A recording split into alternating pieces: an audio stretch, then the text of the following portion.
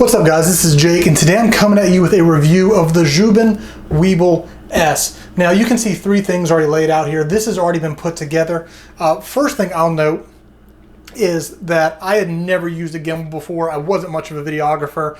I kind of got put in a place where I needed to do some projects, and the camera I use, the Sony a6400, doesn't have the internal stabilizer, so I needed this to really shoot some of the stuff that I had to shoot. So I was a little nervous because I'd never used a gimbal before. I didn't have a lot of experience, and I've got to say this one has been super easy to set up and to use even with my lack of experience. So we've got it kind of put together.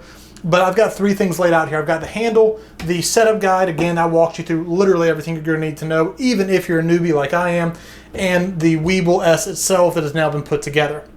So first thing I want to address is kind of how this is going to work. So there are two ways. You can either put this on the bottom to extend it, or you can put it back here. So all you'll see, all it does is screw in and then locks in. Now I will say I love it back here if you're going from a high shot to a low shot, right? So I can be holding it like this, and then as I go down, it rotates and goes like that. Like it is really, really smooth going from high shot to low shot using it in the back. But I will say the majority of things I use this for are actually stationary. So most of the time, you'll see it screws just in like this.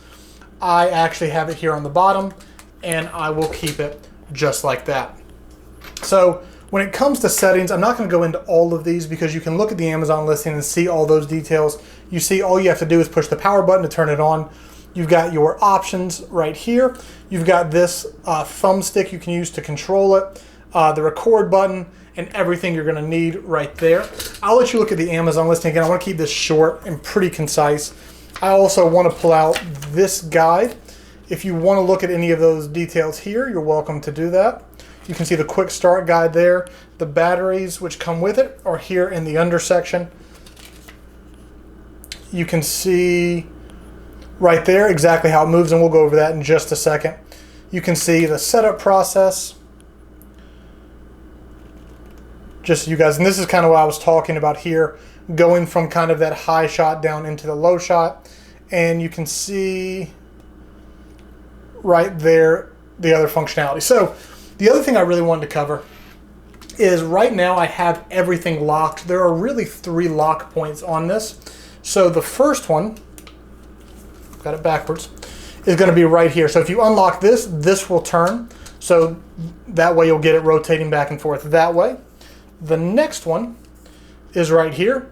If you, I'll go ahead and flip that, and you can see now it'll go all the way side to side. And the last one is up here.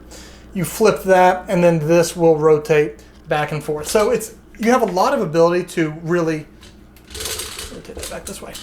You have a lot of ability to lock certain parts of it or all parts to keep it really stationary or adjust it however you need. Guys, if you're looking for a gimbal, especially if you're new, you've never used one before, I found this super simple as someone who doesn't really know how to use this stuff. And even if you're experienced, I love how compact this one is, the flexibility of it, how easy it is to transport from one location to another. So if you are looking for a gimbal, this Weebill S is a high recommendation.